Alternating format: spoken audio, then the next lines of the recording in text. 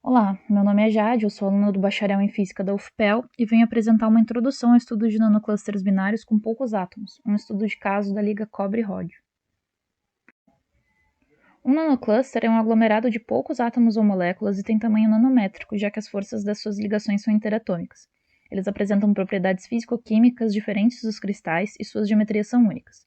A introdução de apenas um constituinte já altera a geometria, como podemos ver na figura 1, em oposição ao bulk, que é altamente simétrico, conforme ilustra a figura 2, que é uma célula da rede cristalina do ródio.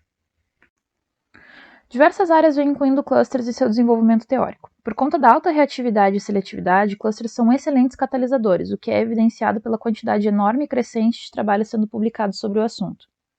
Pelo mesmo motivo, os clusters vêm sendo aplicados largamente na biomedicina, onde estudos recentes demonstram a eficiência da sua utilização para transporte de fármacos. Clusters com mais de um elemento são chamados nanoligas.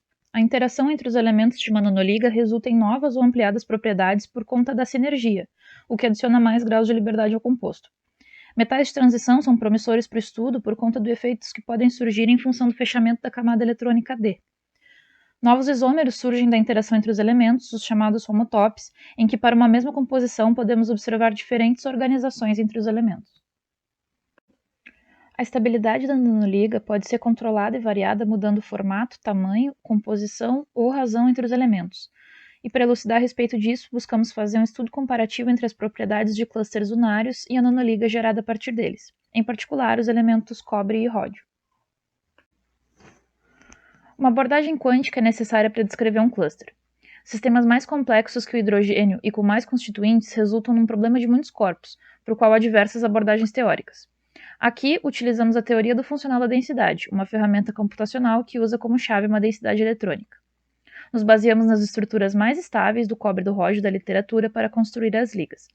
Com as coordenadas das estruturas, construímos todos os homotópes possíveis para cobre e ródio com 1, 2 e 3 átomos de cada elemento, no software Avogadro, que usa potenciais clássicos para otimizar compostos químicos e obtivemos as propriedades estruturais. Com as coordenadas do Avogadro, aplicamos ao pacote VASP, que usa cálculos de primeiros princípios baseados na DFT, com o funcional de troca e correlação PBE. Além das propriedades estruturais, obtivemos a energia de ligação e momento magnético. Todas as figuras do trabalho foram obtidas através do VESTA, um software de visualização 3D para modelos de estruturas.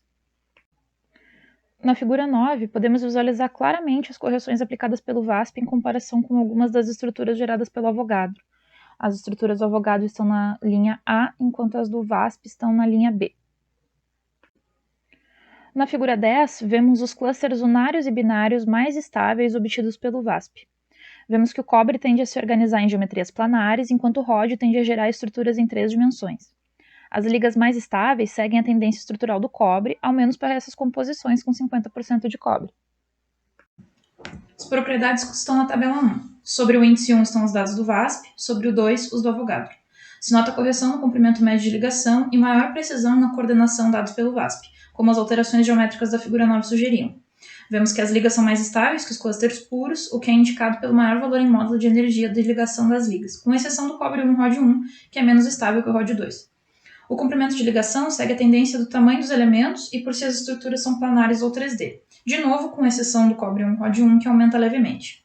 O número de coordenação é característico dessas geometrias, então não é surpresa que os valores do Avogadro e do VASP sejam tão semelhantes. Sobre o momento magnético, vemos que o comportamento eletrônico das ligas é herdado do ródio, já que os clusters de cobre têm momento nulo. Portanto, as ligas têm padrão estrutural do cobre, mas o comportamento eletrônico do ródio. Podemos concluir que os clusters são sistemas de alta relevância e precisam de mais estudos pela sua complexidade. Há grande potencialidade no estudo de nanoligas, pois podemos combinar propriedades de 2 elementos para obter um composto único com as propriedades de interesse. O Avogadro ele é útil só para construir as estruturas iniciais, mas só podemos descrever um cluster corretamente através das otimizações quantum-mecânicas como as do VASP. Esse foi apenas um estudo de caso e pretendemos estender para ligas baseadas no cobre para todos os metais de transição. Aqui constam as referências utilizadas para a construção dessa apresentação. Por fim, eu agradeço ao UFPEL, ao Grupo Teórico Computacional de Matéria Condensada, em especial aos coautores do trabalho e meu orientador, e ao CNPq por financiar esse estudo.